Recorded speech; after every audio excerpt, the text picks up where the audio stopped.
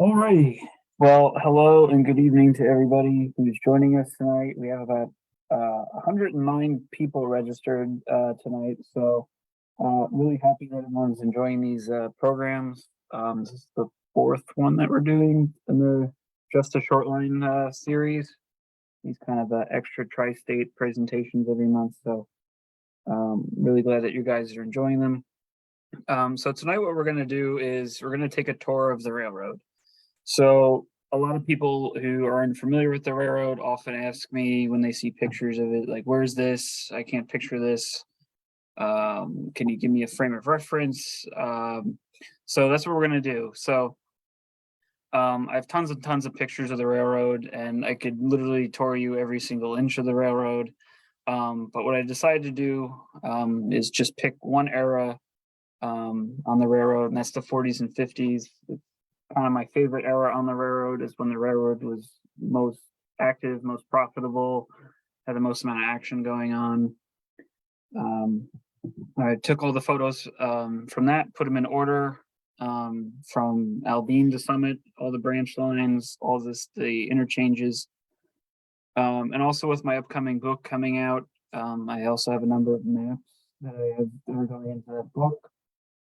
So what I did for every photo in this presentation is there is a milepost, the picture, a name where it is, what town we're in, and a little map off to the side showing whereabouts we are, with some streets nearby labeled, and also an arrow pointing at where the photographer is facing and where he's standing.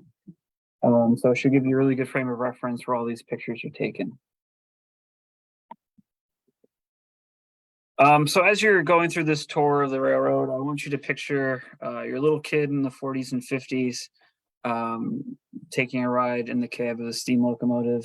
The crews in the Rahway Valley are always really friendly. Kids were constantly hanging around the railroad back in those days.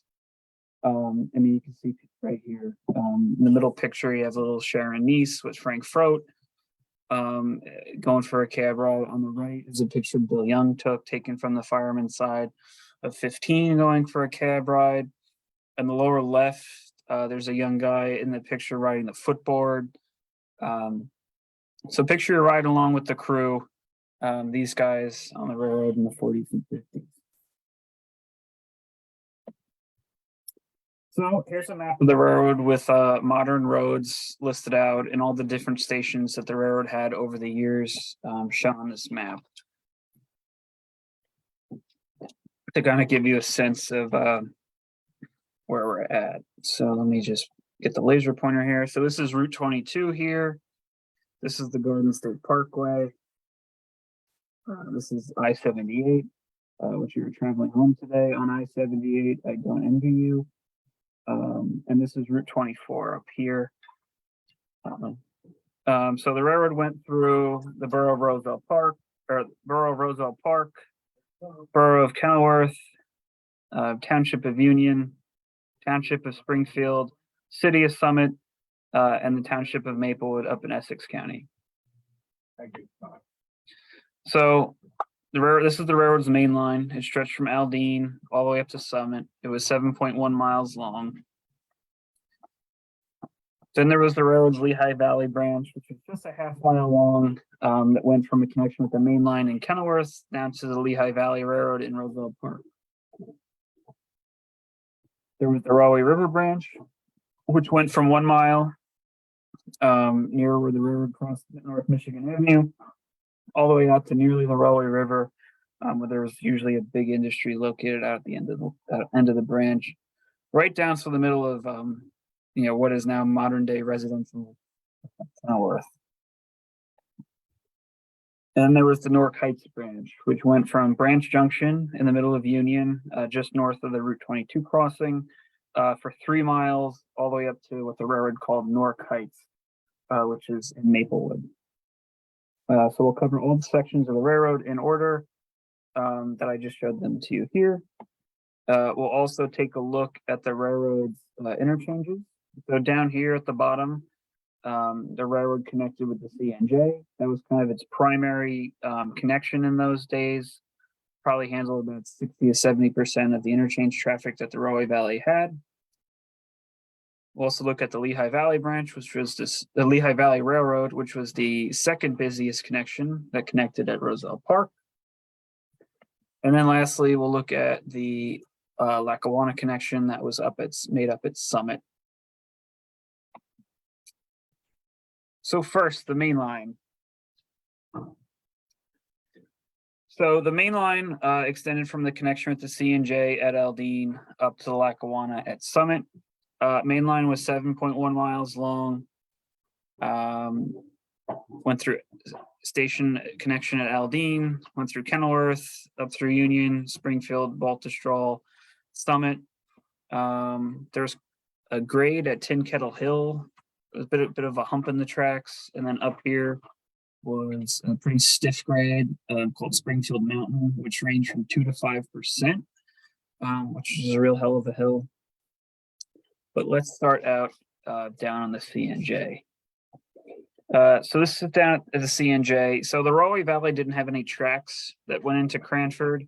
But what the Rahway Valley did was they came down off their line onto at Aldine onto the C&J. If they're making outbound setouts, they would shove east onto the C&J and then pull west into Cranford Yard. Cranford Yard was really a coach yard located on the north side of the C&J main line. The C&J had a roundhouse there, coaling tower, water tower. Basically, it was a big engine servicing facility, and commuter trains would lay over there when they weren't operating. So it was also a freight yard. The Cranford drill engine was housed there, and the Rahway Valley would make its interchange there as well. Drops and pickups would be set off there for the Cranford drill, the Rahway Valley, and the Staten Island. Setouts would also be made on the south side in the CERT yards, and the Cranford drill would be responsible for bringing those cars from the north side to the south side and vice versa. This Maney shot was taken around 53, right about the end of steam in power on the Rahway Valley.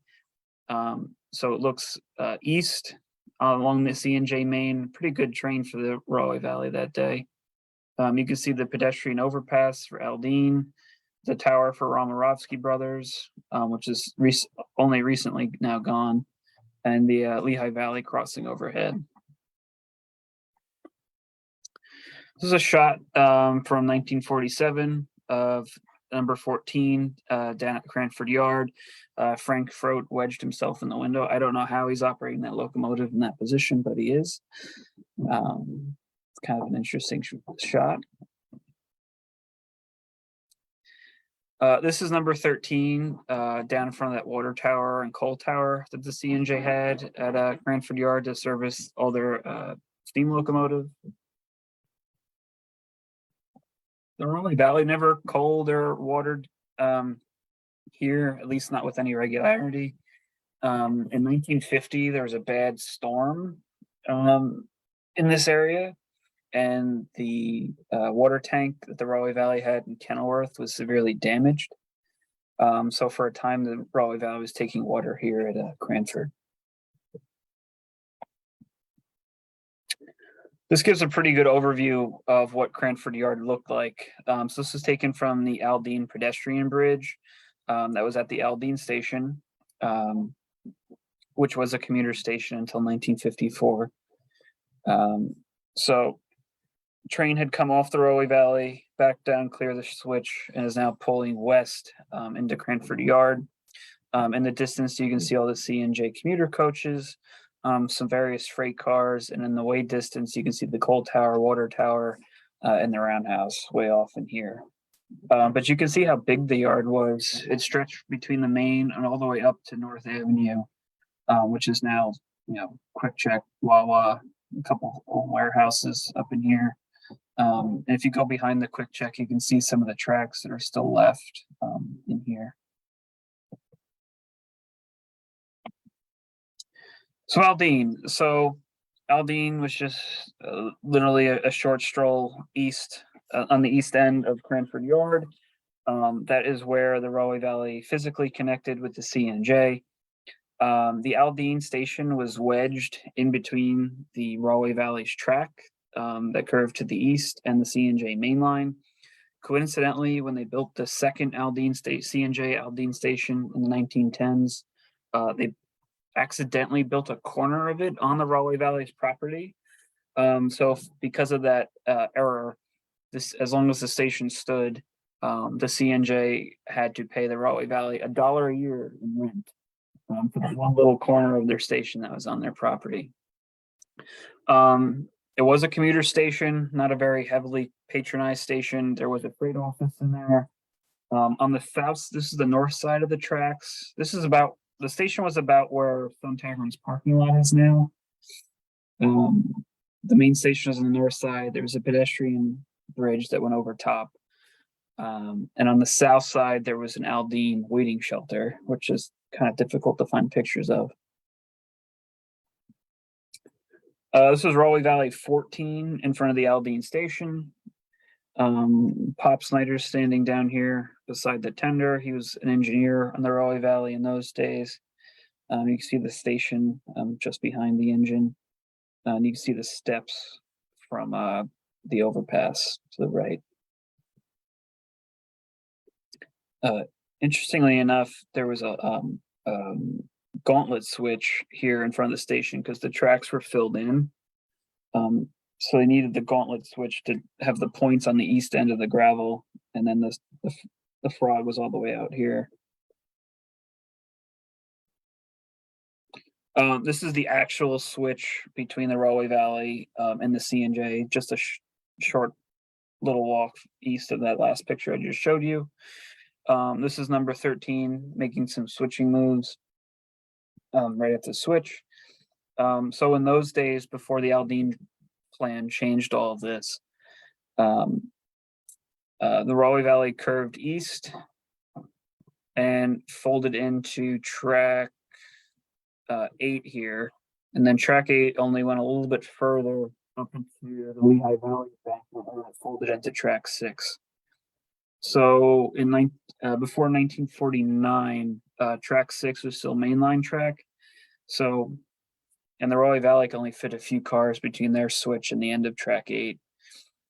So if they had a lot more than a handful of cars, they would have to wait at the Aldine station, call the tower at XC, wait for permission to foul track 6 for just a short period, and then pull west and up into Cranford Yard.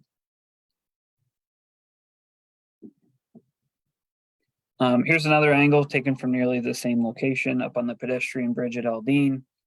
You can see the Aldine station there to the left, number 15 in the caboose, basically in the parking lot of what's now Sun Tavern. Here's Westfield Avenue. Across the street is the roofing sales company, which was at that time a customer of the Rahway Valley. There was a siding that started way up here really, that came down and served a few industries and nearly went it all the way to Westfield Avenue. But you can see how the Aldine station was really wedged in here between the Rahway Valley and the CNJ. And the reason that was like that is because when the CNJ was expanding its tracks back in the 19-teens, the Rahway Valley was running east of here with their passenger trains to the old Aldine station, which is over here. And they wanted to suck up the Rahway Valley's track that it was using to build another mainline track, so track 6. And so the Rahway Valley would have been in the way. So they moved the station over here so the passenger trains could sit right here and not have to go onto the CNJ. This is Westfield Avenue, otherwise known as State Route 28. Don't let this picture fool you, even back then it was a pretty busy street. In those days, except for Mizell Avenue, which had automatic crossing flashers, none of the Rahway Valley's grade crossings had any protection equipment other than crosswalks. So they would have flagged this crossing at Westfield Avenue. It was 4 lanes of traffic, even at that time. So believe it or not, this is just a short distance north of Westfield Avenue. We're in the vicinity of West Colfax Avenue, kind of right where the tracks curve a little bit. Last year we're at Woodside Avenue. I'm sorry. So right about here is where Woodside Avenue is, and back in here is where West Colfax is. So until really the housing boom after the war, a lot of Roselle Park, Kenilworth, all those towns were really sparsely settled. Um, I mean, there were subdivisions, but not a lot of the lots had been built up yet. So a lot of the railroads still looked even into the 50s pretty out in the country.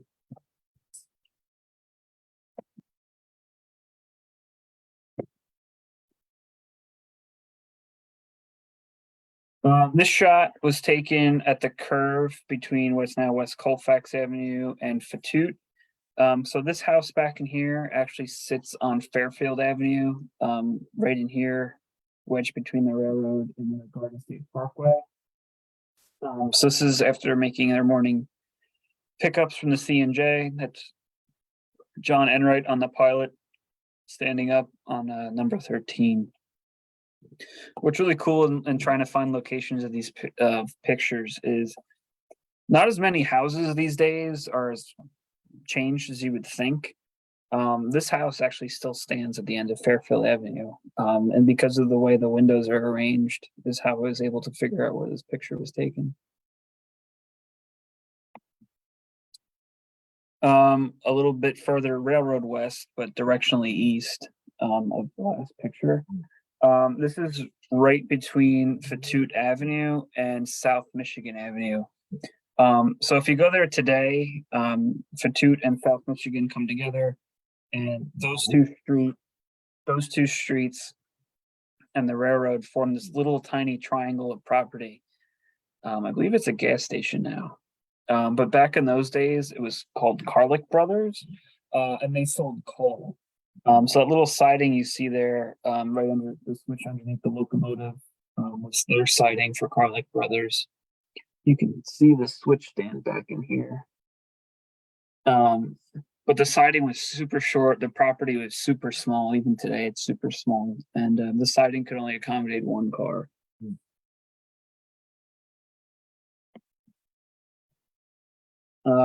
Just a short walk further railroad west.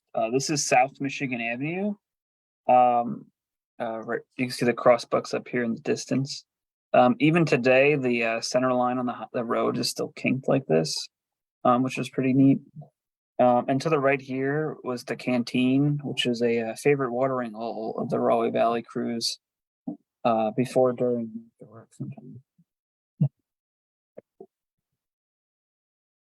This shot, the train had just crossed South Michigan Avenue and is about to hit the curve that takes it through the intersection of Market Street and Fairfield Avenue. Really cool shot. Shows the brakeman riding the gondola there. This is a Bill Young shot taken in the 40s. And one thing I want to point out is even though we're just directionally east of on a compass, from South Michigan Avenue, railroads only travel east to west, so or on timetable direction. So on the Rahway Valley, the east end of the railroad is Aldine, and the west end of the railroad is Summit. So if you're heading westbound, you're heading towards Summit. So even if you're heading this way, you're heading directly east, but you're heading westbound towards Summit.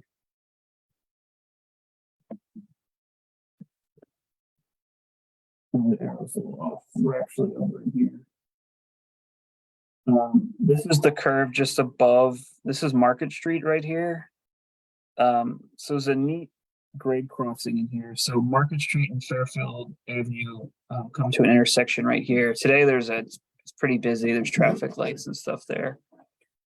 But back when the railroad was running, the tracks crossed right through the middle of the intersection with no protection other than crossbucks. So it made for a neat kind of crossing there.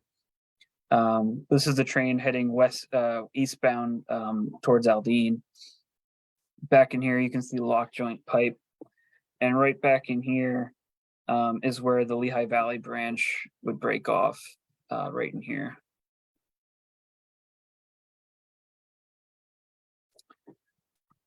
This shot was taken right about where the Lehigh Valley branch and the main line come together, just past milepost 1. We're on the 22nd slide, we're only gone 1 mile, so. So in the foreground here, you can see the Lehigh Valley branch tracks, and number 13 is sitting on the main line in this kind of snowy shed. Up past there, you had some switches and some industries. So in this shot, number 15 is sitting on a switch for White Labs, which is a pharmaceutical company, which is now Merck, which just announced that they're selling that property. There was a long siding that went into there, with not all the way to Galloping Hill Road, but not that far from it either. Curved way up in there. This is the main line here. Back in here, so the Rahway Valley like to use this spot to sort out cars, block cars. Both pickups and outbounds. They used the White Labs spur to shove outbound cars. After they made their pickups in the Lehigh Valley and the C&J, they would use the switch between the branch and the main here, to sort out cars. So these cars down here are down the Lehigh Valley branch. These cars down here are on the C&J, the part of the main line that went to the C&J. This is lock joint pipe over here. They had a siding that came up pretty much to about here, that the Rahway Valley used for cars for them and also for storage for other places. Over here was Barton Coal, but the railroad always called it Mike's Coal for the owner of the coal yard. His name was Mike Caravala, I believe his name was.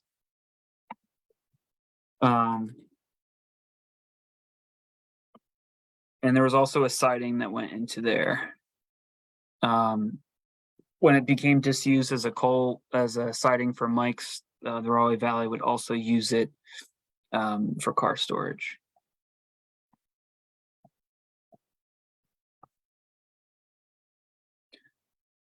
This picture was taken from up on the Garden State Parkway, looking down to the Rahway Valley.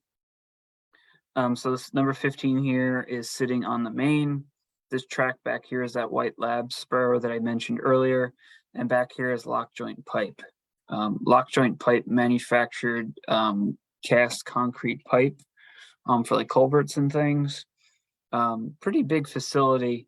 They were located there until the early 1960s. They had other locations throughout New Jersey. They closed in, I think, 62. This location and moved to a larger location elsewhere.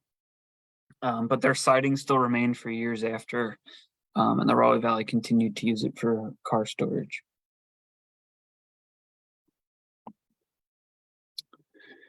So now we're kind of like in the industrial area of Kenilworth. It was pretty industrial in here, between the Parkway and the Boulevard, and up in here as well. So in here was the location of the original 4 factories that the Rahway Valley served. Eventually a large chunk of it was taken over by Volco Brass.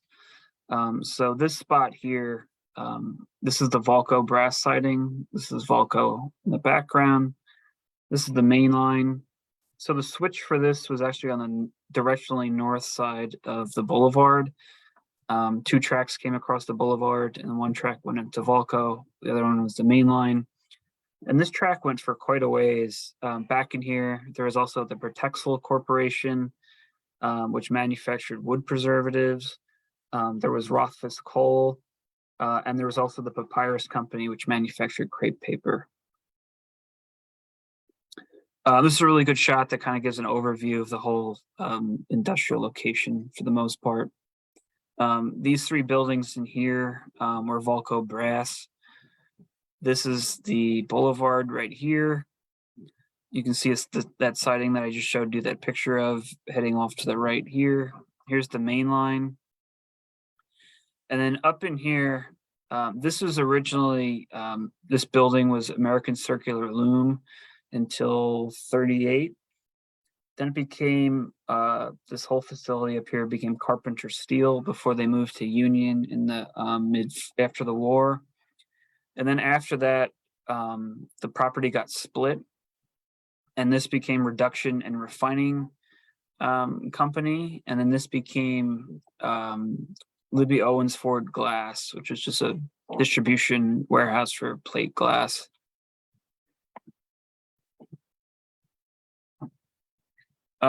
Pete, just to answer your question, Peter Putman, just to answer your question, that picture taken from the Parkway was taken in 1953.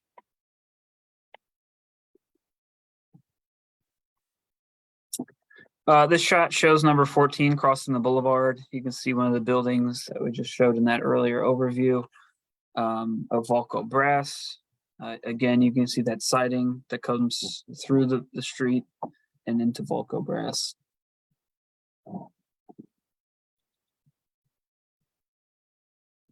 So now we're up into Kenilworth proper, which was the name of the location on the railroad. So the name of the station on the railroad.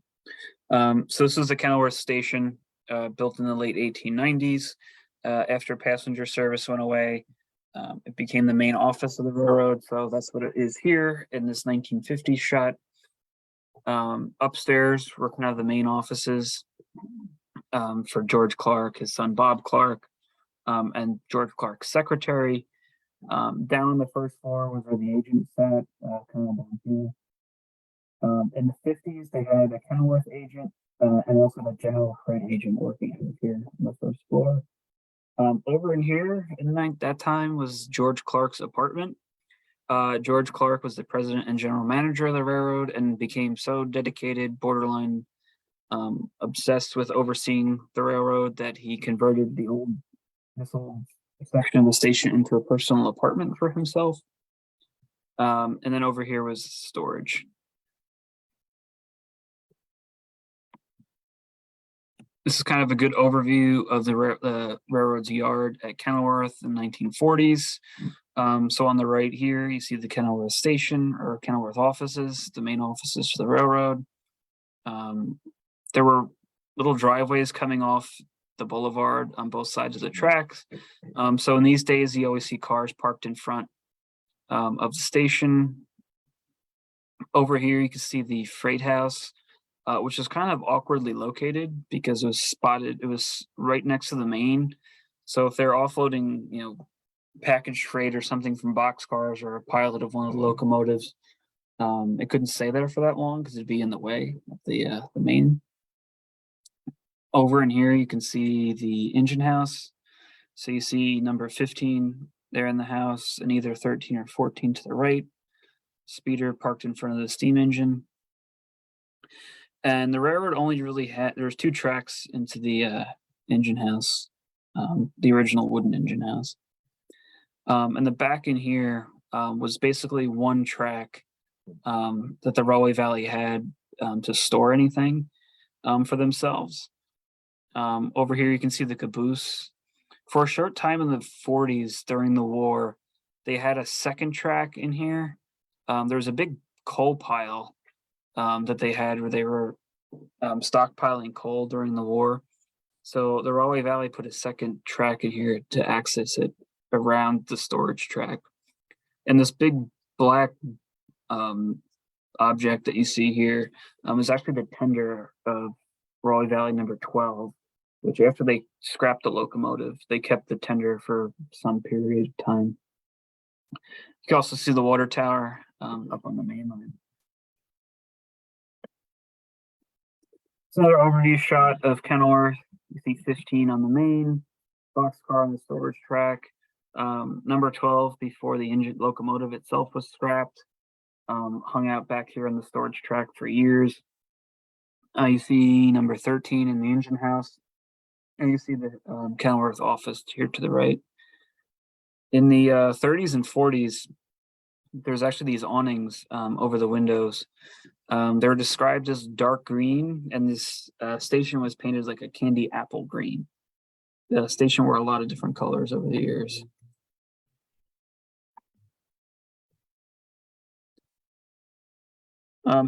Peter's asking your other question about are all the railroad buildings gone? Yes, for the most part, except for the Springfield station.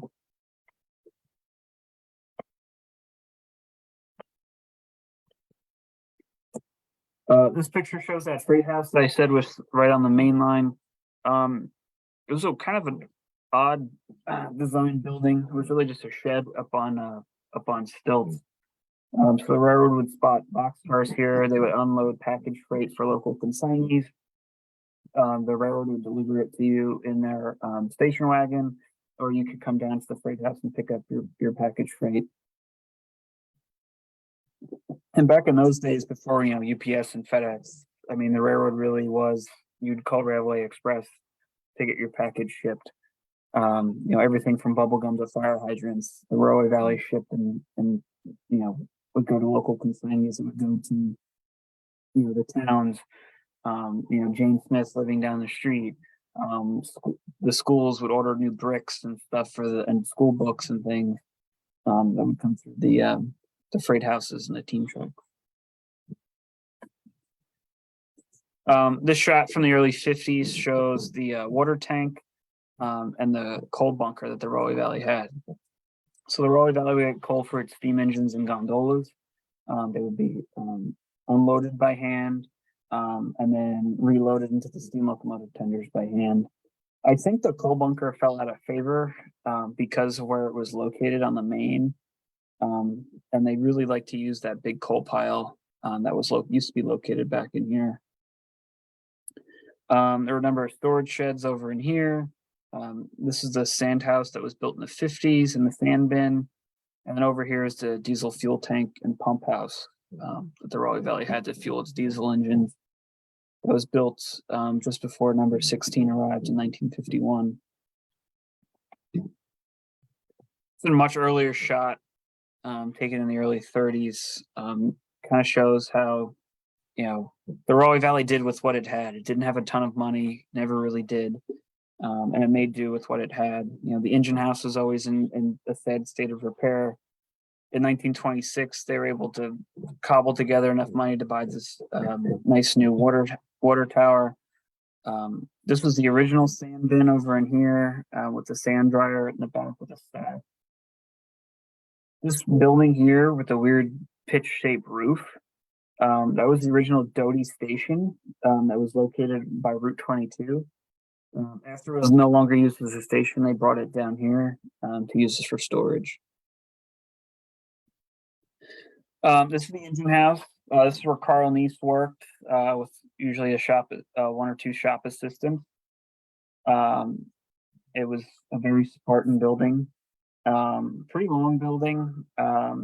The smoke jacks for the steam engines, you can see one of them peeking out right here. So, the steam engines be parked about halfway up the building. But the building was always dilapidated, even when it was built. It was built in 1919. It was always missing boards from the side. The wind whistled through. There were no, roll-up doors on the front. It was really just a place to get out of the rain. But again, the Rahway Valley made do with what it had, and Carl Neese, the master mechanic, worked out of here and maintained the Rahway Valley steam engines for 28 years of his career in this very same building the whole time. This is kind of in the back of the yard, looking directionally south towards the boulevard. You can see number 12 was stored there for many, many years, was found to be too big for the railroad's use, and scrap metal not being worth much during the Great Depression, kind of just hung around for a long time until metal was in high demand during the war. Down the tracks, you can see number 13. This was probably taken on a Sunday, so the hostler was taking care of the locomotive over the weekend. And again, you can see the sand dryer here, sand bin, and some of those storage buildings that were back in here. This shot was taken in the early 50s. So originally the Rahway Valley had its own storage track back here until the early 40s. There used to be a rail bus shed back in here, actually. Then the Rahway Valley removed this track. And then this industry showed up, which was Kenilworth Steel. It's now Access Storage. And the Rahway Valley rebuilt the siding and put it up into the building. This is a big door here with the tracks go inside the building. To the right here, it was actually a pretty bucolic setting on the Rahway Valley, even into the 60s. There's a big pond here, and Corinne Clark, whose dad was George Davis, and her husband was Bob Clark, son of George Clark. Used to like to talk about how she used to go visit her dad, and they'd go ice skating on the pond here.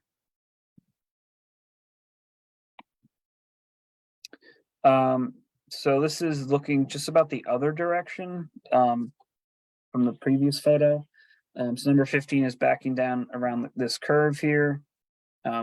George Davis, John Enright, piled on the tender there.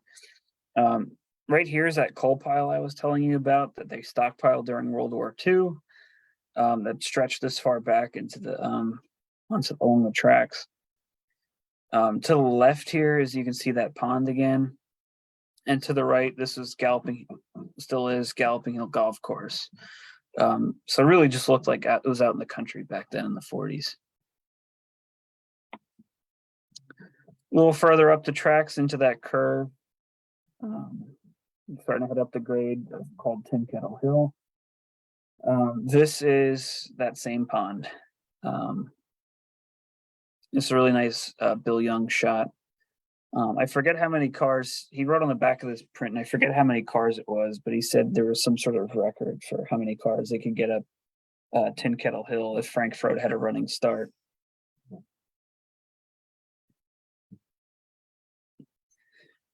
This is up at the Rahway River branch switch.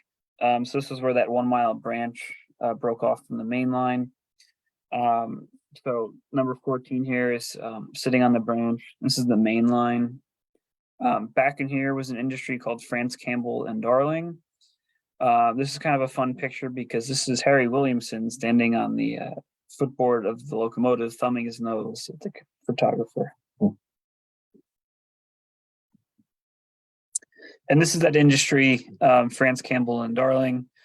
This is North Michigan Avenue. This company had a siding that came off the main right about here. And here's the Rahway River branch that crosses over North Michigan Avenue. Here is the main line curving up Tin Kettle Hill and back down. And then over here is the Galloping Hill Golf Course. So here's a shot of number 14 in the upper curve of the Tin Kettle Hill grade there, kind of out in the woods. Up to the left, more on the other side of North Michigan Avenue is the Kenilworth Water Tower. And to the right is Galloping Hill Golf Course. It was called Tin Kettle Hill for the old Tin Kettle Hill that used to stand in Kenilworth, which was, I believe, located right around in here. That hill was excavated for use by the Pennsylvania Railroad when they were building into Manhattan under the Hudson. They needed fill to fill in the marshes in New Jersey as they were getting towards the tunnels. So if you're ever riding into New York City to Penn Station, you're riding over a little bit of Kenilworth. And the Rahway Valley had a part. Another picture of a train coming over Tin Kettle Hill. See if there's any questions.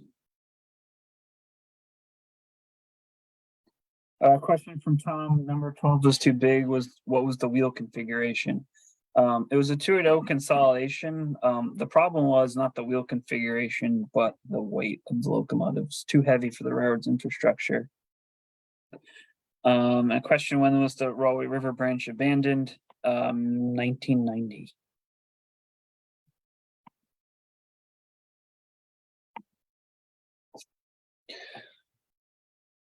So here's a highway that anyone from this area is familiar with, Route 22. Back then, it was called Route 29. There was no crossing protection other than a flagman and crossbucks until the early 1950s, when they put in a set of manual flashers that looked like traffic lights. So this picture shows number 13 crossing the eastbound lanes of Route 22. In 1940, George Clark got into a pretty good argument with the state because they were expanding Route 29. Back before that, there was only these lanes of traffic and going in opposite directions. So this side would have been the eastbound side. This side would have been the westbound side. But as traffic got heavier, they needed to add a set of lanes for just westbound traffic. And they were going to put the lanes right up against the Rahway Valley's switch for the Y here at Branch Junction. And George Clark complained that it would interfere with switching moves up there, and they would be blocking the highway more often than they were currently. But apparently it fell on deaf ears, so built the highway they did. Back in here, you can see the old Union Drive-In. This is now all those apartments and condos back in there. This is the Union Drive-In. And you're probably wondering why there's a big hole in the screen. Well, I remember how I mentioned that the Rahway Valley had to go get water from the CNJ because their own water tower was damaged from a hurricane in 1950. Well, it also severely damaged this movie screen. Hence the giant hole blown into the side of it.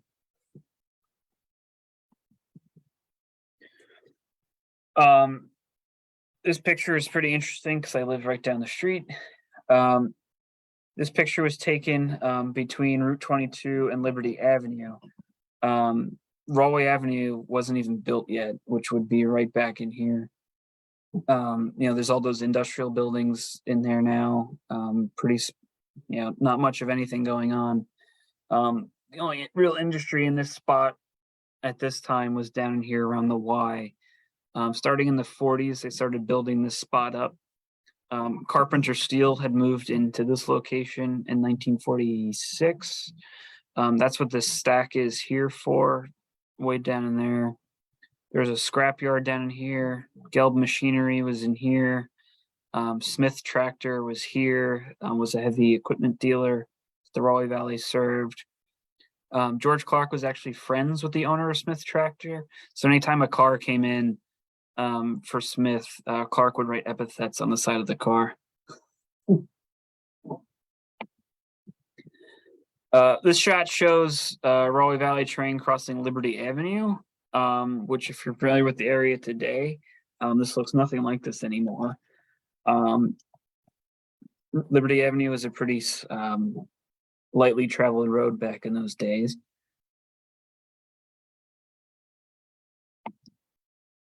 This is looking north or railroad westbound from Liberty Avenue. So on the left and right side of the tracks now is a Bed Bath & Beyond campus. Before that, it was Western Electric and Breeze. Before that was was the Battle Hill Golf Club. So if we were to zoom into this picture, way back in here, you can actually see golfers about to take a swing. Whether or not they're aiming for their hole or the train is left to the ages. And way back in here, you can start to see the Rahway River Bridge. And there it is, the Rahway River Bridge. So the Rahway River marks the line between Union and Springfield. This is the Rahway Valley crossed the Rahway River and where the Rahway Valley got its name from. There's actually no physical land formation called the Rahway Valley. They made it up. They just named it after the river and swapped river valley for river, which is kind of funny. Back in here, you can see some of the houses that are still there today. They're all back in here behind Liberty Avenue, behind the Autumn Ridge Apartments. The funny thing about the Rahway River Bridge is it's a truss bridge. But if you ask anyone in Union where the Rahway River Truss Bridge is, they'll have no idea where it is. But if you say if you ask them where the trestle is, they'll take you right here, even though it's technically not a trestle. Here's another cool shot of number 14 in the caboose on the bridge at the Rahway River. The Rahway Valley did a lot of weird things when they were building the line. take example the Rahway River Bridge. The two abutments on either side of the bridge are different. If you go back to this picture, you can see there's like sidewalls on the abutment to keep the fill from slipping into the river. So on this side, the fill is still in pretty good shape. On this side, they didn't do that. They just built the abutment. And for as long as the railroad was in operation, they're always building cribbing here to keep the grade from slipping down into the river. Just a stone's throw from the Rahway River Bridge was the Mizell Avenue crossing. This crossing was built in the 20s. And in the 30s, the Rahway Valley put in automatic crossing flashers here at the behest of Union County. These are the only set of automatic flashers on the railroad in its entire history. The Rahway Valley had no signal maintainer other than George Davis. And when George Davis didn't know what he was doing, or how to fix them, they would call him a C&J signal maintainer. There's actually a letter from George Clark to George Davis. They're actually going to widen Mizell Avenue, and they moved the crossing flashers back a little bit. So they had George Davis drive up in the company truck up to Whippany to check out the Morristown and Erie's flashers on Route 10 to get an idea, to figure out what to do about theirs on Mizell Ave. This mast for the crossing flasher is still there in Springfield. The Van Winkle's Brook Bridge, very tiny bridge, was located on the far side of Mizell Field. Mizell Field is located right here. Neat little bridge, and it's neat because Mizell Field was used by the Jonathan Dayton High School students, still is, for athletics. Jonathan Dayton's high school is located back in here. So to get from the school to the field, they'd have to cross the tracks to do that. But the school didn't want the students crossing the very busily traveled Rahway Valley Railroad with their 1 or 2 trains a day. So they constructed this walkway and stairs that went underneath the bridge, back up the other side, and then they have to walk across a pedestrian bridge over the brook. Interviewing some local people, they still remember having to do that back in the day. So once you cross Van Winkle's Brook Bridge, you would be in Springfield Station on the railroad. So the Rahway Valley had a runaround here, a team track, freight house, station, freight agent's office, and a couple of customers. So here you see Bob Davis on the front pilot at number 15 coming into Springfield. And here's the runaround track here on the right. And way off in the distance, you can see Mizell Avenue and the Rahway River Bridge. So 15 still back in there where that last picture was taken, but in this shot, they're doing some switching. At that time, and for many years after, this was the only runaround track on the entire Rahway Valley Railroad. So this was the only spot they had to get around their cars other than the Y. Or otherwise they'd have to do flying switches to get around their cars. So here number 15 is doing some switching, getting around their cars. They might be shoving these hoppers up to Stevens Miller up in Summit, for example, which had a facing point switch. Up on the bank there is the team track. The Rahway Valley would spot cars there for local consignees to come and unload the cars. And on the background to the left was Union County Coal and Lumber. Right about where 15 is, I guess, there was a switch for another siding that curved back around the team track and up into Union County Coal and Lumber. And this was the Springfield Station and Freight House. So back in this time, the 40s and 50s, Bernie Hopler was the agent here. So he had responsibility for all the customers between the Rahway River and all the way up into Summit. It was a joint agency at that time with Summit. So the agent would alternate time between here and up in Summit.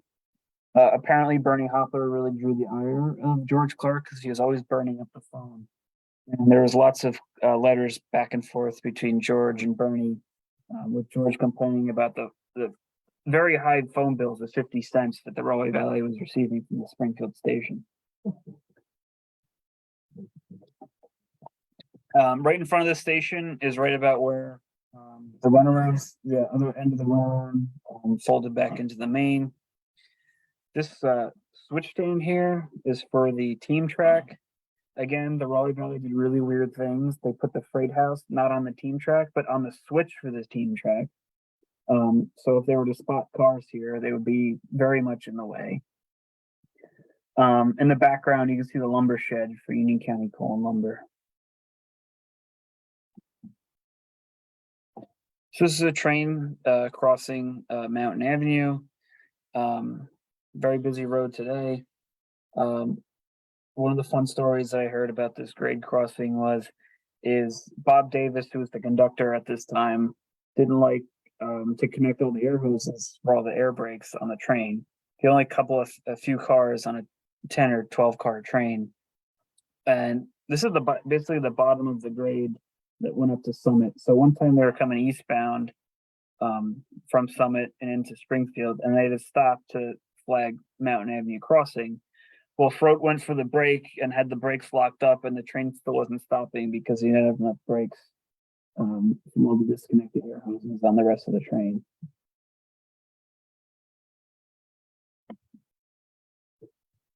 Another shot, train's about to cross Mountain Avenue. Again, the Rahway Valley did weird things.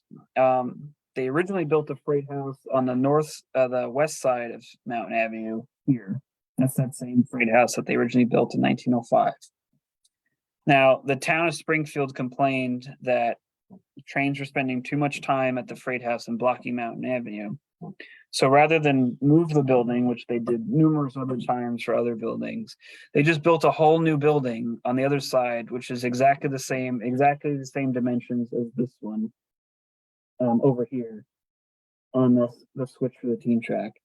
And this building became used by Union County Coal and Lumber, which at that time had locations on both sides of Mountain Avenue. And right about where the engine here was a switch, and there was a coal dump back wrapped around the old freight house over there. So I said the Rahway Valley was bucolic at this time. So this shot is taken in 1952. Rahway Valley was really out in the country at that time. This section of Springfield was hardly developed at that time. So really cool snowy scene. Looks like it's going through literally the middle of nowhere.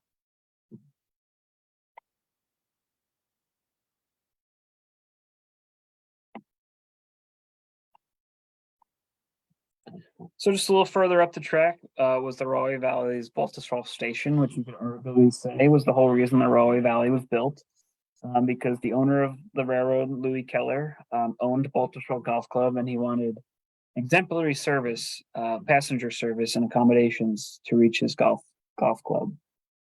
After passenger service went away, the station was a post office for a while, and it was eventually leased to Andrew Wilson Company, that's their name up on the station at this time. They manufactured insecticides, and they're also a patron of the railroad. They had 2 sidings here. And they were a customer up into the 60s, and the station later burned down in 1966. But Andrew Wilson leased the station from the railroad, kept the property in pretty good shape. Here's their driveway. They came off Baltusrol Way. All their cars parked over in here. Here's number 15 coming up the main line. There was a siding that came off here, basically dead ended up against the station. There was a concrete bumping block that's actually still there laying in the weeds. This snapshot was taken from a home movie. Shows a train passing through Baltusrol.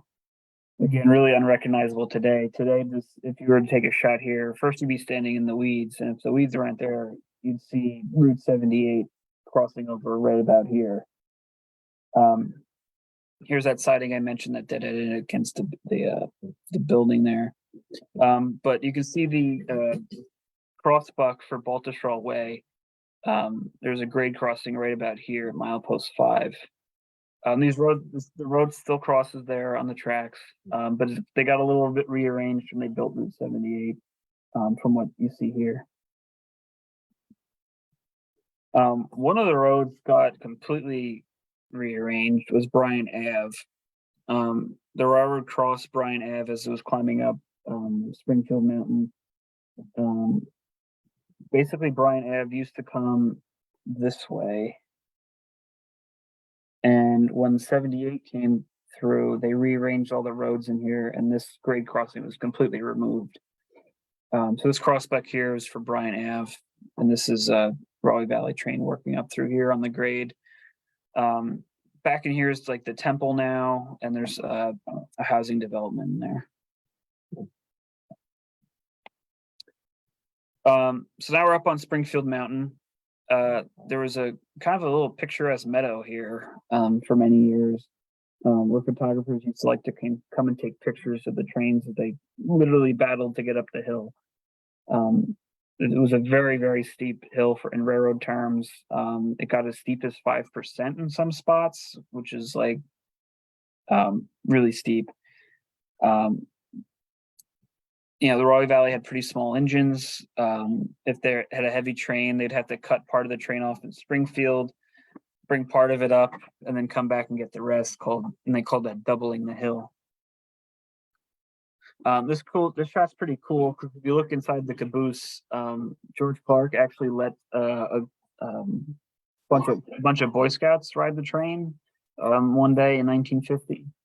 So there's a bunch of them piled on the locomotives, and some of them are actually in the cab, piled in the caboose, and some of them are actually piled in the cab of number 13 there. Further up, about the top of this big curve that wrapped around Springfield Mountain, there was a switch. So the switch came off about here, went up into a company called Carter Bell, which manufactured basically synthetic rubber. And then right about here was another switch that came off Carter Bell siding and went into a coal yard called Fuel Sales Corp. I actually have a letter from George Clark that admonished the crew. Basically the crew would uncouple cars and let them roll into place on the top of the coal dock. And the coal dock was located really high up above the level of the actual coal yard. And the end was unblocked. So at one time, they had rolled a car down, and the brakes wouldn't set, and the car rolled off the end of the trestle and into the coal yard. So George Clark banned that practice from ever happening. And that was way back in the 20s when his dad was still president of the road. And in this 1950 pictures, they seem to have forgotten that was still a rule, because here they're rolling a car down onto the trestle. Back in here is now Route 24. When you're coming down Route 24 and you look up to the right, kind of where the DPW yard is, that's kind of right about where this is. Before Route 24 came in, there was a big set of greenhouses located back in here for many years. A little bit further up the grade, you'd get to Engelman Goodfield's coal yard, and they had a private crossing that went across the railroad. Before Engelman Goodfield came, there was a quarry in here in the middle of the big curve here called Interstate Crushed Stone. That's what this siding was for. Eventually, Interstate got bought up, and then the quarry closed. Railroad removed the siding.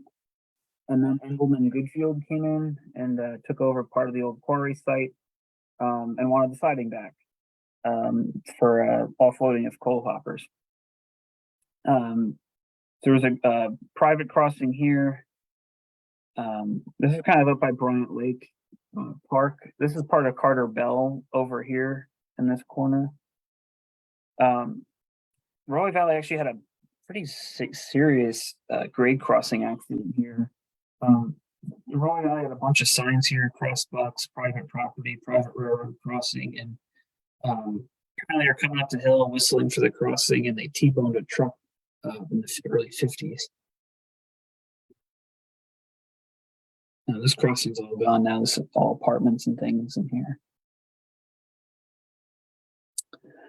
Again, we're out in the country. So this is up by alongside Bryant Lake Park, approaching Shunpike Road / Orchard Street.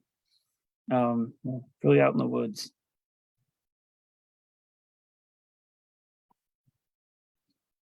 Another shot, just a stone's throw beyond that last picture.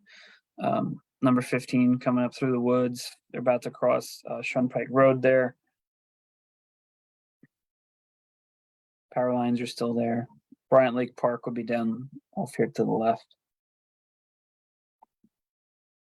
So now we're crossing Orchard Street / Shunpike Road. And the reason I say that is because Shunpike Road originally went this way. And in the 19-teens, Orchard Street got extended through here to essentially cut off this dangerous grade crossing that used to be in here.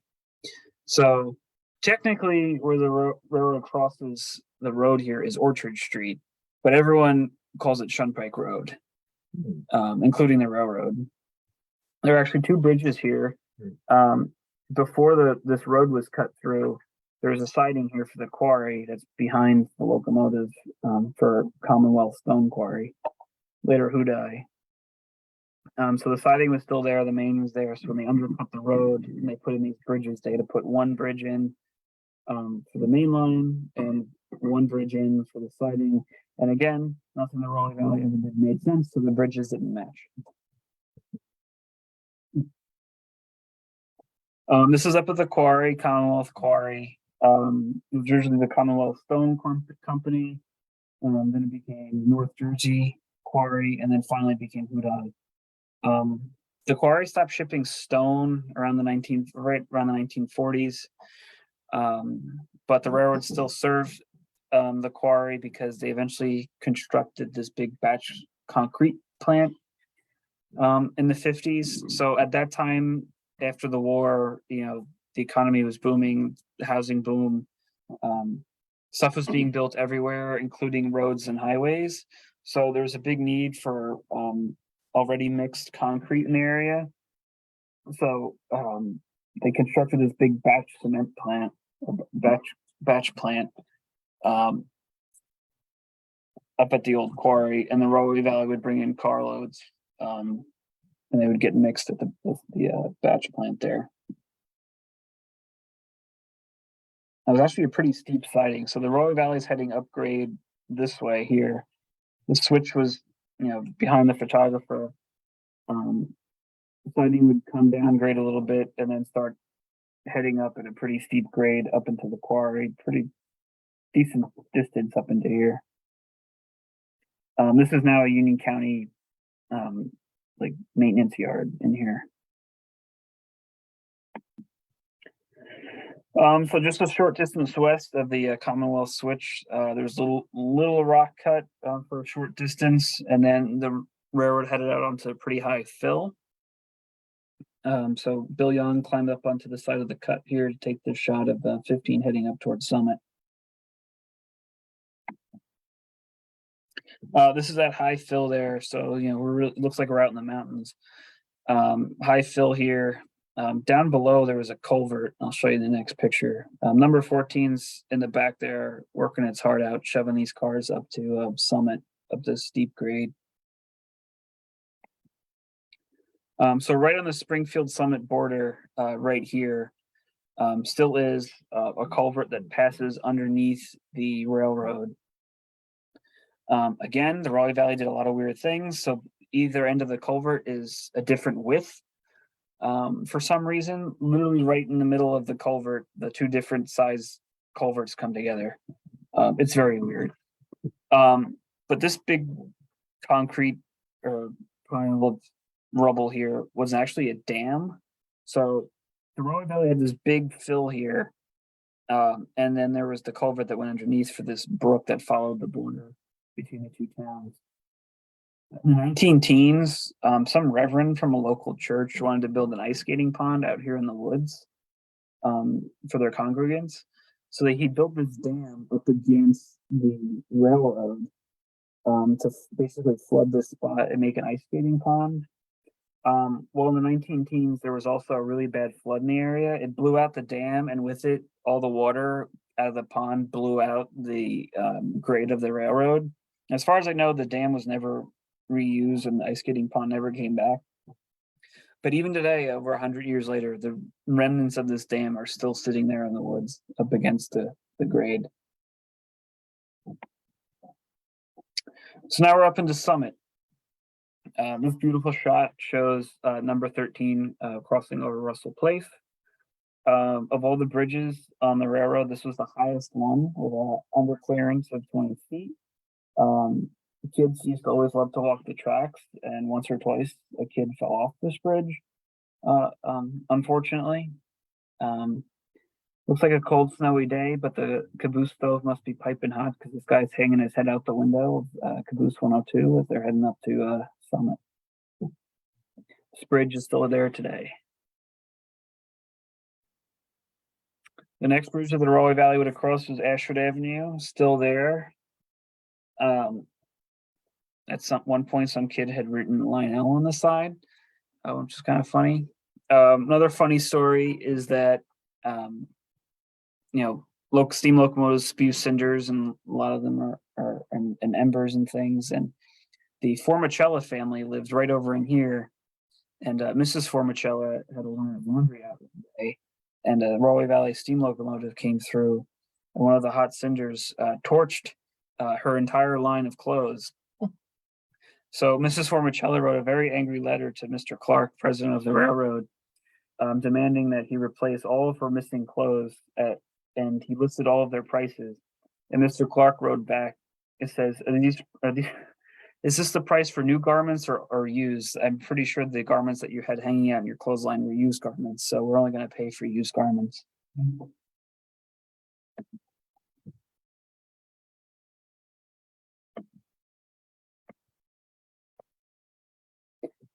There's a very high fill through Summit, pretty high above the street. So there were no grade crossings on public roads in Summit. So across over Russell Place, Ashford Avenue, Morris Avenue, and Broad Street, all on bridges. So this shot is taken just a little bit west of Ashford Avenue. The reason I was able to place this photograph is because of the roof of this house right here on the right is still there with his little dormer on the front. That's how I was able to spot the location. So number 15 is working to make the final jaunt up into Summit, connection with the Lackawanna. John Enright's standing out here on the pilot. Frank Frote's back there in the cab. And then the Morris Avenue Bridge. So I said the Russell Place Bridge was the highest bridge. Well, the Morris Avenue Bridge was one of the lowest, with an underclearance of 11 feet. And if you look at the truck down the street, he clearly didn't get the message about how low this bridge was. Throughout the railroad's history, they had lots of trouble with bridge strikes from trucks. All of their low bridges, they had several. And a lot of the bridges wore the scars of their individual strikes. The Rahway Valley liked to promote itself on its bridges. I have tons of letters to George Clark asking from all sorts of companies to be advertised on their bridges. And he refused every single one because he wanted to keep the Rahway Valley's name on all the bridges. So the bridges were painted a dark green with white letters, trimmed in red. And the Rahway Valley did all its own painting of the bridges. This shot was taken basically from what is now the rear of Overlook Hospital, looking down over the Rahway Valley. Over in here is Ashford Avenue, Russell Place, and you can see the big coal dumper for Stevens Miller, which is one of the Rahway Valley's customers. And that's a train coming up around the curve. Morris Avenue is just about here out of view.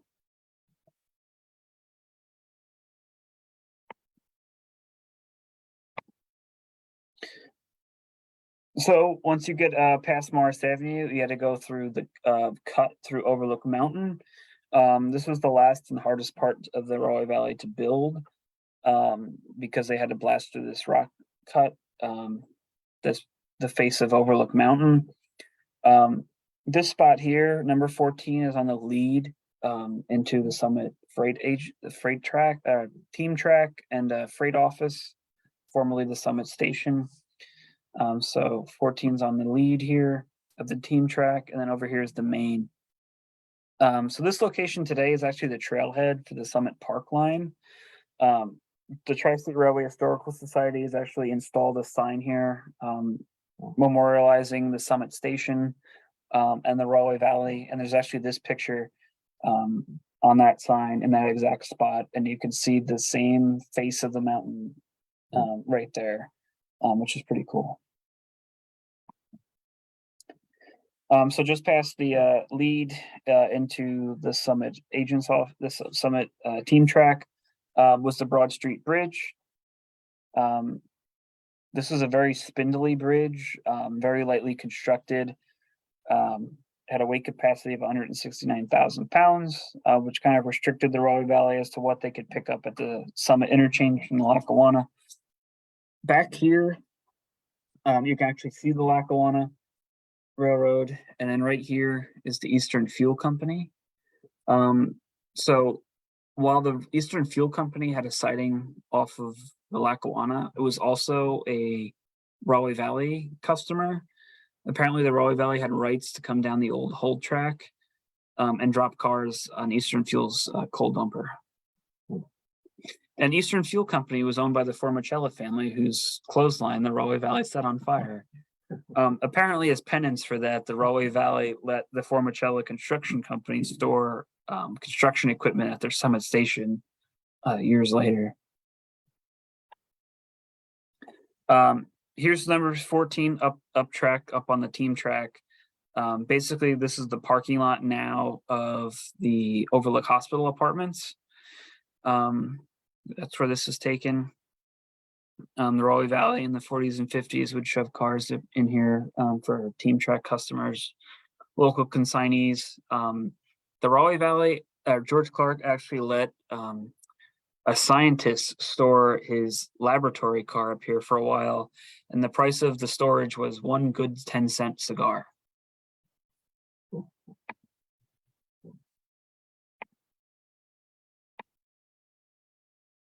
At the end of the team track was the Summit Freight Office and Freight House. So this was originally the Summit Depot. Originally, these two buildings were separated. This was the Summit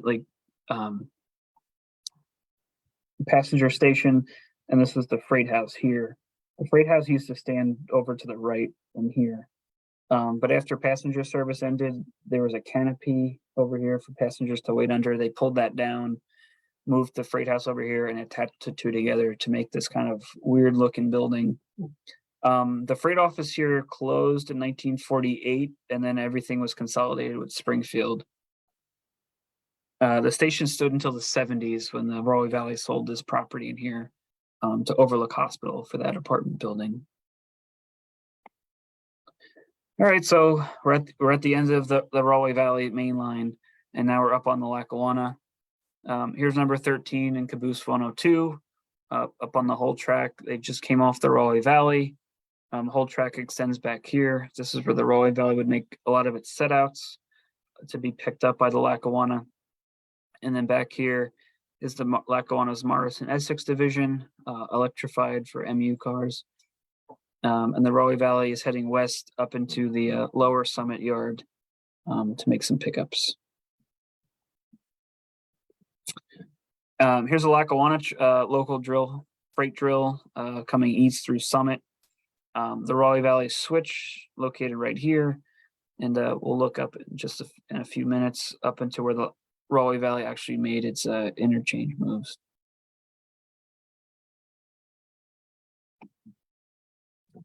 Here's another Rahway Valley shot. This was taken by Eddie Weber in 1947 after he'd gotten a ride in the caboose all the way from Aldine to Summit.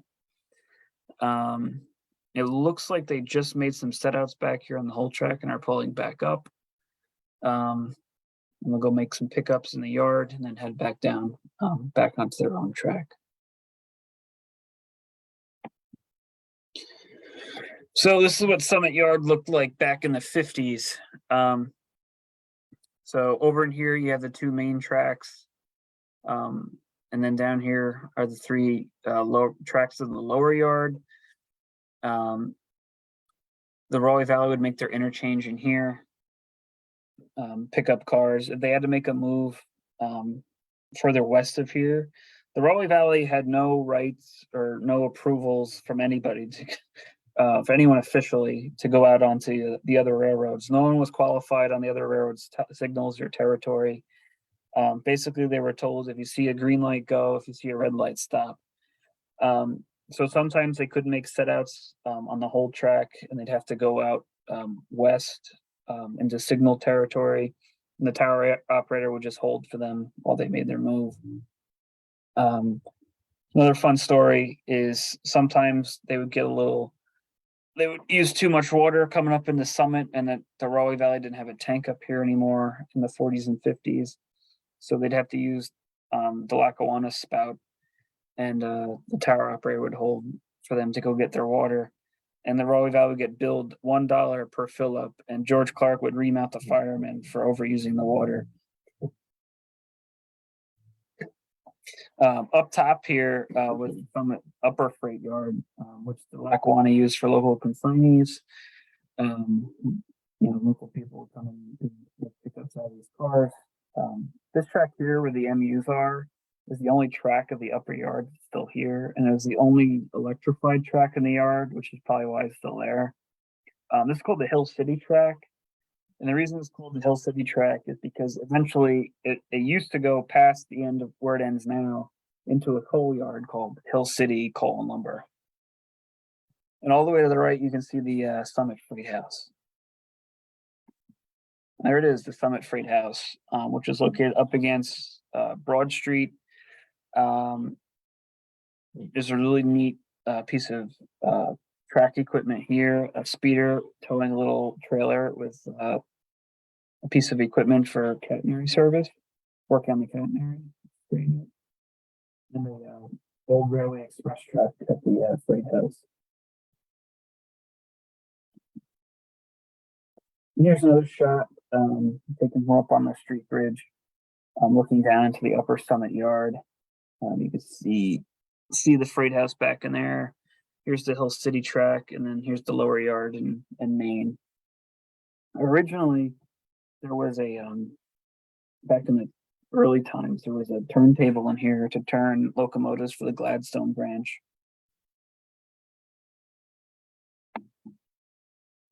All right, so we've gone 7 miles, and now we're heading down onto the Lehigh Valley branch. So the Lehigh Valley branch was a little itty bitty branch. It was a half-mile long, just built to connect the Rahway Valley's main line with the Lehigh Valley at Roselle Park. Opened in 1899. So there it is. The Rahway Valley's track actually ended right about where West Webster Avenue is and crosses now. And beyond there, it was all Lehigh Valley track. And there was, before the whole Lehigh Valley Railroad was elevated, there was a drill track that went up into Roselle Park Yard, where the New Jersey Transit Station parking lot is now, which is where the Rahway Valley made its interchange up in here between Locust Streets and Chestnut Streets. So way back, we were talking about lock joint pipe. So the siding itself for lock joint broke off the Lehigh Valley branch, just railroad east of Fairfield Avenue crossing, broke off here, crossed Fairfield Avenue, and came up along the whole lock joint property, which is in here. So this is the Lehigh Valley branch right here, and this is the siding for lock joint. And there's some of lock joint pipe in the background there. Lock joint pipe actually had their own crane to unload and load pipes into gondola cars. So originally there was a third track. So there was the Lehigh Valley branch, the lock joint siding, and then a third track that traveled alongside the siding that was traveled by this crane to load and unload gondola cars. Later on, they acquired this thing that traveled along the siding to load and unload cars. So this is the Fairfield Avenue crossing right here. You can see the crossbucks here. They say two tracks. The two tracks across the street. And another Rahway Valley customer back in here was E.H. Allen. And they dealt in telephone poles and pilings, and they would get carloads of telephone poles and gondolas. And they also had a siding that broke off back in here. You can see some of the garden apartments back in here along Colfax Ave. This shot says number 13 in the caboose alongside the E.H. Allen properties, just a little bit further eastbound of that last picture. And you can see the garden apartments that are back in there. They're still there today. This is the West Colfax grade crossing back in the 1940s, compliments of the Roselle Park Historical Society.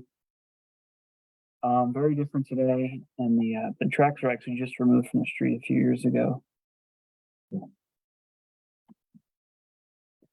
Another shot in the Lehigh Valley branch. The only way I could place this is you could still see the those garden apartments that were shut up in the last two pictures back in here. This whole spot back in here, this is where the high school is now. Over here is where the firehouse is. This was all pretty empty back in the 40s and 50s. The high school didn't come till later on. And, this little strip between the railroad tracks and Laurel Avenue here was vacant all the way until the 70s and 80s. And now there's houses and the fire department wedged in there. This is West Webster Avenue. This is a favorite picture. This is when number 15 met the Corson brothers, tree surgeons. Apparently they're coming up from the Lehigh Valley interchange. We're approaching the crossing. Jack Jenkins, the brakeman, got out to flag. This truck from Corson Brothers was stopped at the crossing. Frank Frote gave a toot on the whistle, and then simultaneously, I guess the truck thought he was whistling for him to go. Both truck and train slowly approached the crossing at no more than 2 miles an hour and had a very slow motion collision. And this was the result. George Clark tried to come out for this one and see what was going on. But this is West Webster Avenue. So looking south from West Webster Avenue was the curve that came off the Lehigh Valley. So here's number 13 in 1947 coming off the Lehigh Valley. It was fun trying to locate this picture because we had a little field trip, and this house, the AC back in here, still stands back here on the corner of Laurel Avenue, right in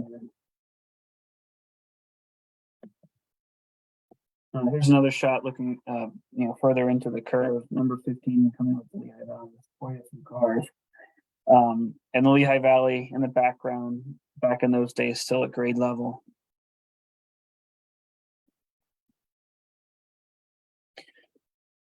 So now we're on the Lehigh Valley. So throughout the Rahway Valley's history, their first interchange in the morning would be pick up cars from the CNJ. They would come up, pull up to the switch for the Lehigh Valley branch, drop their CNJ cars, and head down to get the Valley cars.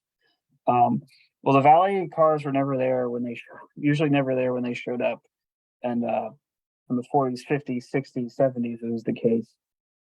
There was actually a letter from George Clark to the train crew saying that the Lehigh Valley couldn't possibly be classified as a railroad, because to be considered a railroad, you have to provide some frequent level of service, which leaves the Lehigh Valley out in the cold. So this picture shows that this is number 13 sitting on that drill track that paralleled the two main tracks, waiting for the Lehigh Valley local drill to set out its cars. Usually during this time, the Rahway Valley crew, while they were waiting, would walk up to the deli and get lunch. So after they waited for the valley to set out their cars, the Rahway Valley would head up to the Lehigh Valley yard and get their cars. There was actually a runaround track here. The yard was all stub ended. So to get around its cars, the valley had a little runaround track for the Rahway Valley here. So if it was coming east into the yard with cars, they could run around them and then shove them in to the yard. This is all at grade level. So this is the Roselle Park Station parking lot now, and the two main tracks are elevated through here now on the Conrail Lehigh line. Here's another shot, Roselle Park Yard, number 15, basically almost at the end of the stub-ended track there. Probably getting lunch. Old Roselle Park Station here. Chestnut Street across this back here. Check real quick.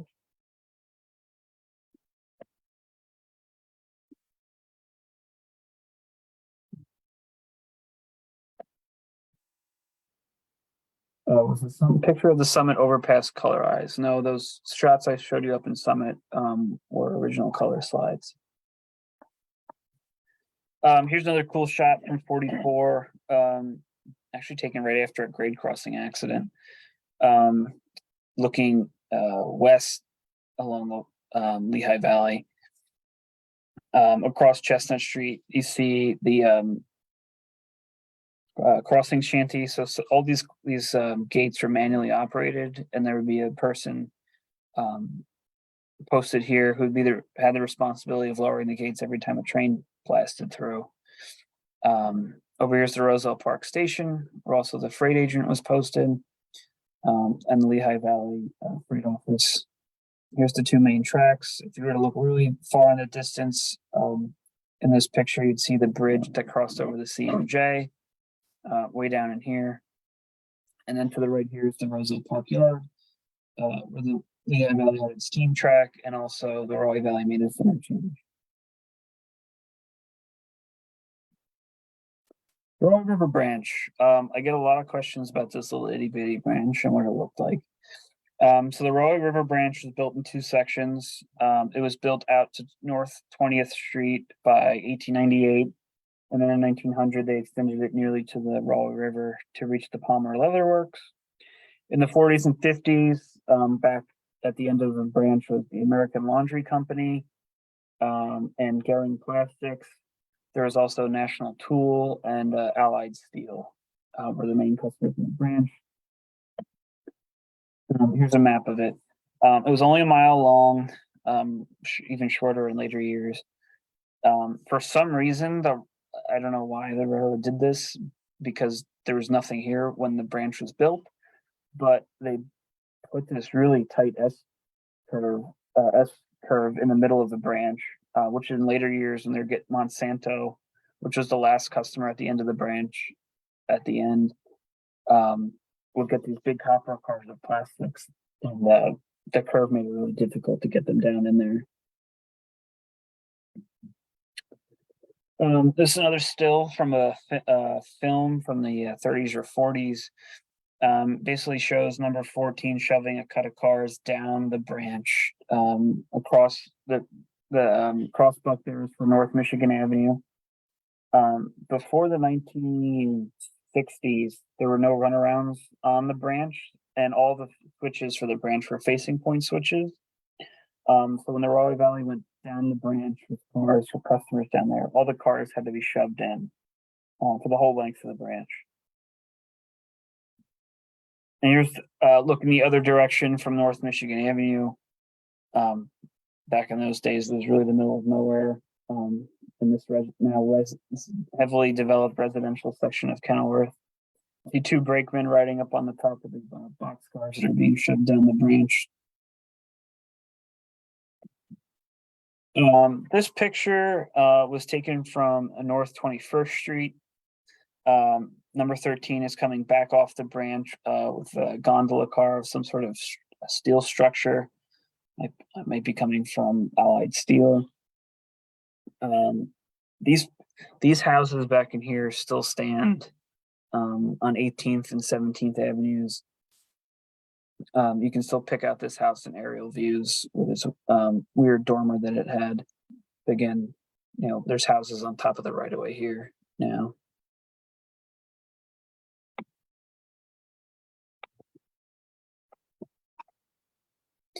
Here's another shot of the train approach, that same train approaching North 21st Street.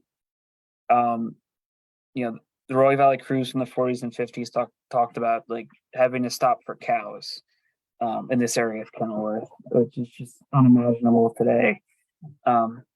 This house is still there. I believe it's on either North 17th or North 18th Street.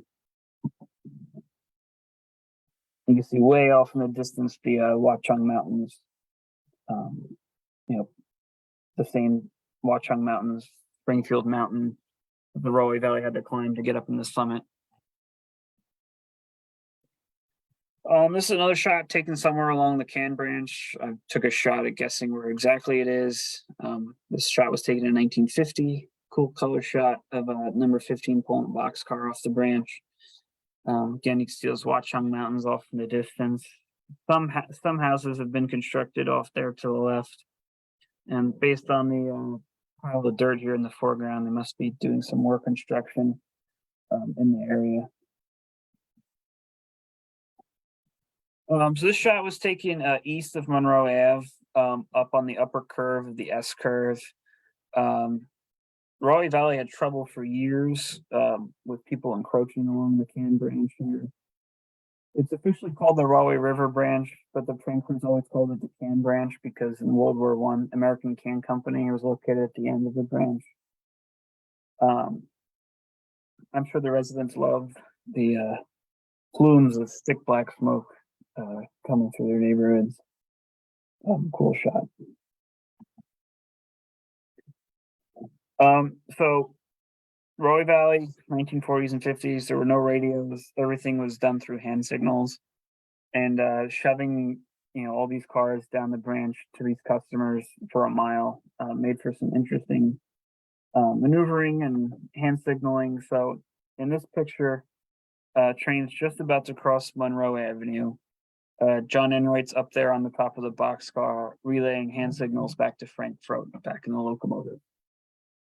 The only reason I was able to pinpoint this picture is because this little sliver of this house that you see in the background still stands in the back in here.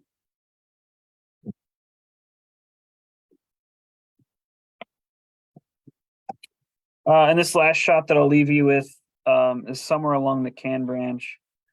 I can't really figure out what's going on here because all the railroad had to shove its cars down the Can Branch, so the cars that the train is hauling should be on the front end of 14. So I can't tell if 14 is pointed the wrong way, or what. But this is somewhere down along, Allied Steel, Westfield Sheet Metal, down in here.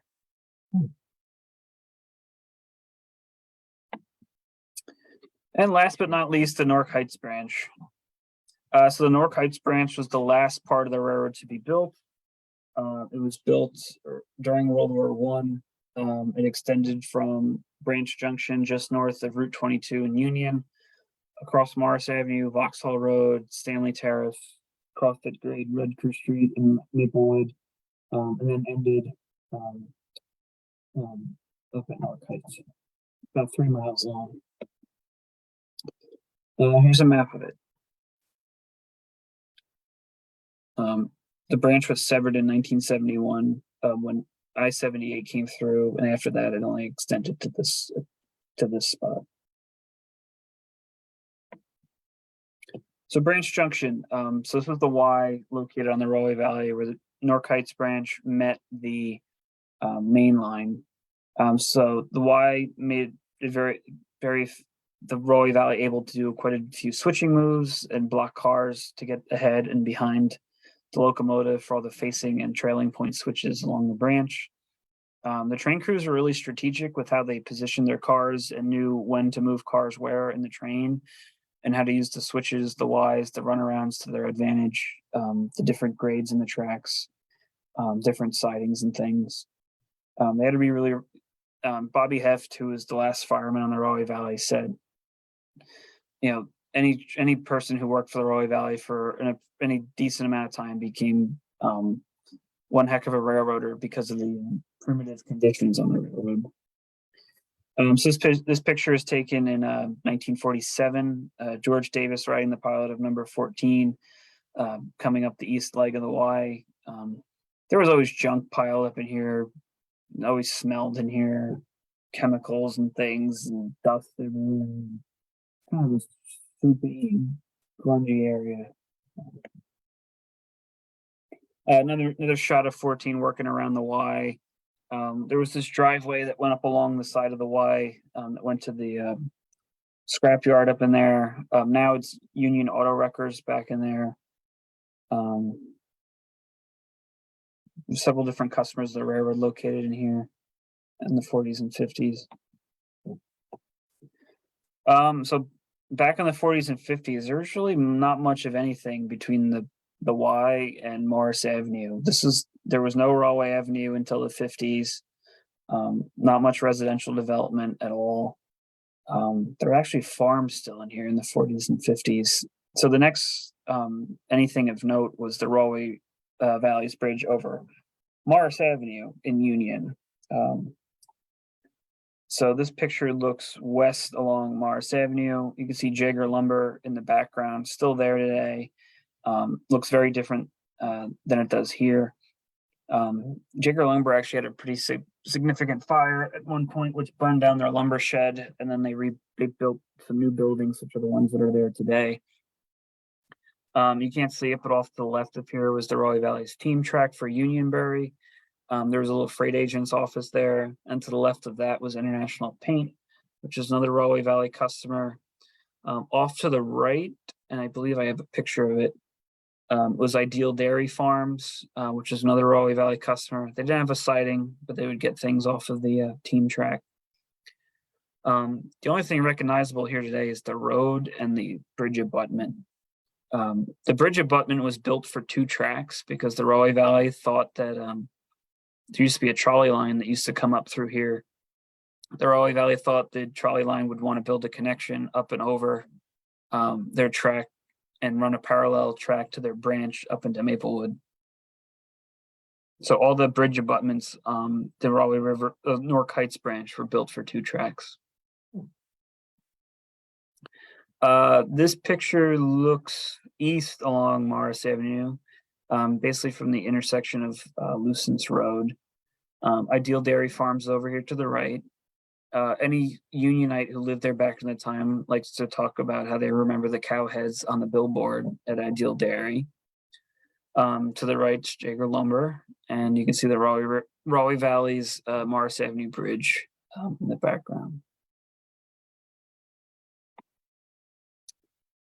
Unfortunately, I don't really have any pictures between Morris Avenue and Falk Coal taken back in those times. Over in here, there was actually a cattle pass that went under the railroad because the Burnett family owned farmland on either side of the railroad when it was being constructed, and they agreed to give the right of way as long as the railroad agreed to give them access, because this was all elevated through here, access between their 2 parcels of farmland. So there's a cattle pass here in the 40s, even into the 40s and 50s.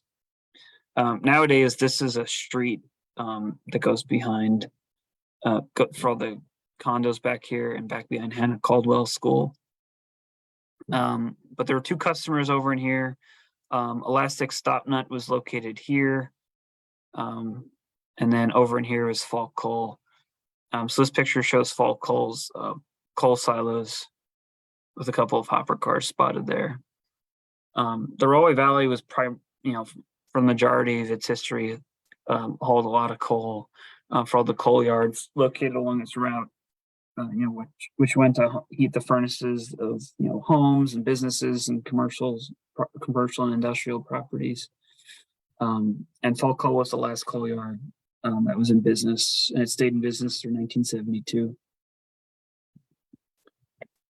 The next picture I have on the Nork Heights branch, for whatever reason, there's just not a lot of pictures taken on the Nork Heights branch. I guess just because trains were less frequent on the Nork Heights branch, so there was a lot less to see as far as train spotting.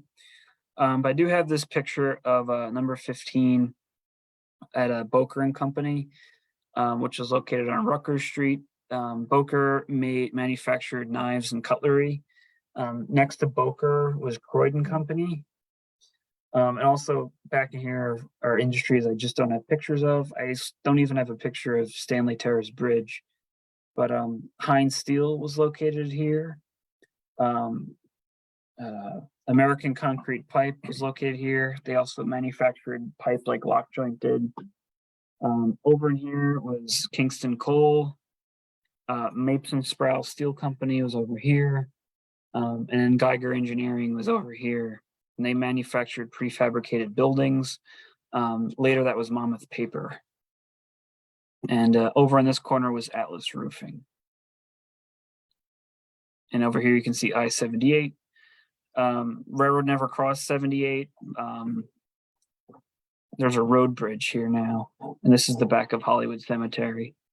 But basically, the I-78 severed all this and forced the railroad to abandon this last little stretch of track into Nork Heights. The shot from the late 50s looks railroad eastbound from Rutgers Street. So this siding here is to Atlas Roofing. This building is still here today. It's really hard to spot too many reminders of the railroad, but this building is still there. You can still see this very same window. So there's a little short stubby siding into Atlas Roofing here. You can see a boxcar spotted back in there. Further down the track, you can see American Concrete Pipe. And if you were to really zoom into this picture, you could see the Kenilworth Water Tower way back in there. This curve in here was a pretty decent grade. Railroaders called it Heinz Hill. The railroad had to make a pretty good run to get up the hill, and they're always cautious, tried to be cautious because the kids would always throw the switches up in here. So if they weren't careful, they could end up in a siding. This is the Rutgers Street's grade crossing. It was the only grade crossing on the entire Nork Heights branch. It was originally called Field Road. Back in here is Menor Packing. They packaged food, and the railroad would ship out, cans of, canned tomatoes and things like that would get packaged here. And you can see their siding right here. Nowadays there's a building right on the tracks here, which is coincidentally called Rails Inc., which came way later after the railroad left. So it's just kind of a funny coincidence. Further back up in here, this is Menor Packing. Norquay Coal was here. You had several other coal yards in here. Murray Williams Color was located in here, which manufactured dyes. International Chain, even though they weren't a Rahway Valley customer, was over in here. Nork Heights Supply was in here. Maplewood Stone, which was the last customer up this way, was located right about here. And at the very end of the track was the Woolley Coal Company. This is Woolley's facility in the 1950s. You can see the tracks down here in the dirt. This is the very end of the Nork Heights branch. And Woolley Coal, they're now called Woolley Fuel, still exists at this very same location, although the coal silos and the tracks are gone. And the Rahway Valley did have a station up here and a freight agency, which is located right around here, which was is now the Maplewood DPW yard. And this little station existed up until the 50s, until this town of Summit got after George Clark admonished him for its very poor condition and the fact that all the vagrant children were hanging out in it. So to appease the town and upset the children, George Clark had George Davis go up there one day and tear the thing down. So that brings me to the end of my presentation. I hope you enjoyed this 1940s and 50s tour of the Rahway Valley. If you enjoyed this tour and you want to learn more about the railroad's facilities, industries, and operations, I highly encourage you to pre-order this book that's coming out that I've been working on for 4 or 5 years now. It'll be coming out later this year, co-authored by me and Walt Switz, with also illustrations by Tom Pelcarillo. So literally, if there's anything you wanted to know about the Rahway Valley, its track, its sidings, the industries it served, the facilities it had, and how it operated as a railroad, you'd want to pick up this book. It's a lot of, I understand $90 is a lot of money, but it's 412 pages, which is over 30 pages per mile, which is a pretty good metric. And lots of color photos, tons and tons of pictures and track maps, indexes and things. So I'm really happy it's finally coming out, and you should enjoy it. If you'd like to, we're only going to run as many copies as there's demand for, plus some stock copies. So quantities will be limited. So I encourage you, if you're interested in this book, please pre-order from the Garbly Publishing Company at garblypublishing.com.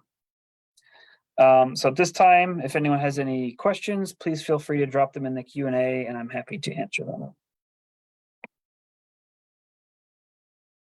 And thank you all for the compliments. They're greatly appreciated.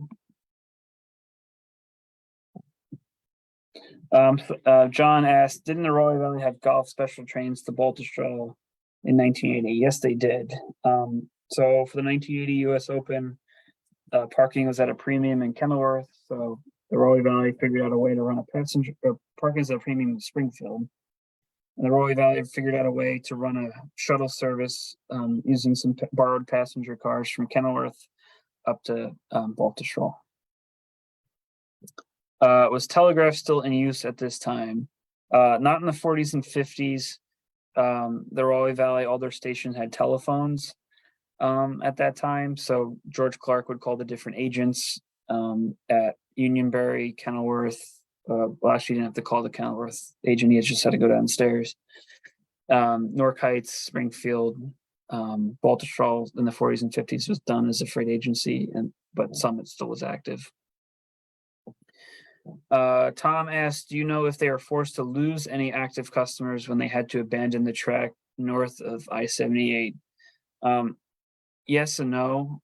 Yes, because the last customers up there were Kingston Coal and Maplewood Stone. Maplewood Stone was really only shipping a few cars a year at that point. So it was really not a huge loss. Kingston Coal was kind of on its way out too. But they moved in with Falk on Vauxhall Road, so they were able to still get service.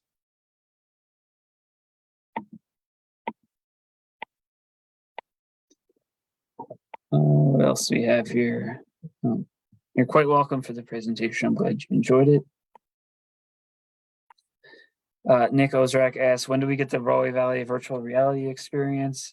Well, after you get this book, you could probably build one. So it'll be your quick start guide.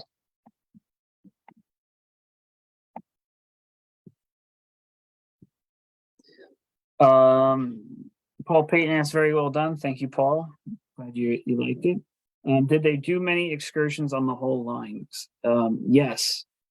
From 1905 to 1918, they ran a ton of excursions.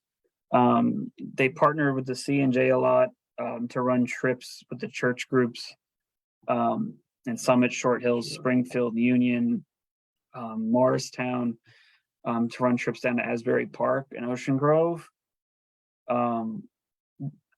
The accounts from the newspapers are a little unbelievable because they're talking about running like 15-car trains at a Summit, which I don't even know how they would fit, let alone get hauled up there. But they ran trips with hundreds of people on them through the 19 teens. During the Depression, they ran some trips up to some like Farquhar's Grove and Bishrillo's Grove, up in Roseville Park, Kenilworth, and Miller's Grove, and in Union. Farquhar's Grove was in Union. And then in 1980, they did the golf special.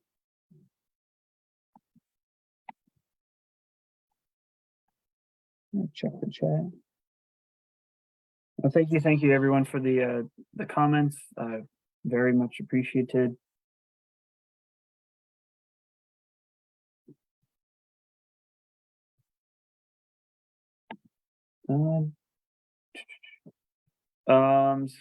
Terrence asked, after the fire in Kenilworth, were any of the terracotta roof caps saved?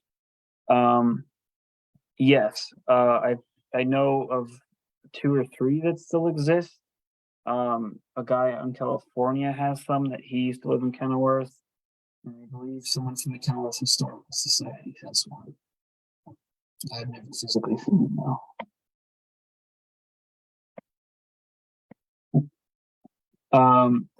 Police, whatever happened to the plans to reactivate the line a dozen or so years ago? So basically, the Union County wanted to reactivate the railroad and contracted the Morristown and Erie to rebuild and then later operate the railroad. Basically, the state was funding the whole thing for Union County, and basically there just wasn't enough money to do the whole thing. They spent about $7 million, and it wasn't enough to get everything done. They rebuilt some sections. This was right on the eve of the housing and stock market crisis of 07, 08. And once that happened, there was just no will to throw more money at the project.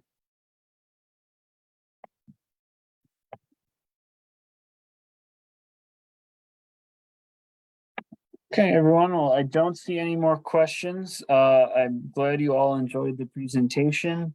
The presentation was recorded and it will be made available in the next few days. So be on the lookout for it.